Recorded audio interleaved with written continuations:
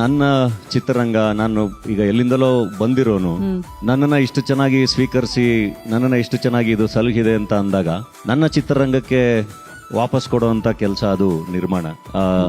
ಒಂದು ಮಟ್ಟಿನ ರಿಸ್ಕ್ ಹೌದು, ಬಟ್ ನಮಗೆ ಕೆಲಸ ಗೊತ್ತಿದ್ದಾಗ, ಕತೆ ಚೆನ್ನಾಗಿ ಹೇಳಕ್ ಬಂದಾಗ, ಒಳ್ಳೆ ಪ್ರತಿಭೆಗಳ ಮೇಲೆ ಇನ್ವೆಸ್ಟ್ ಮಾಡಿದಾಗ ಅದು ಬಹಳ ಚೆನ್ನಾಗಿ ಆಗುತ್ತೆ ಅಂತ ಒಂದು ನಂಬಿಕೆ.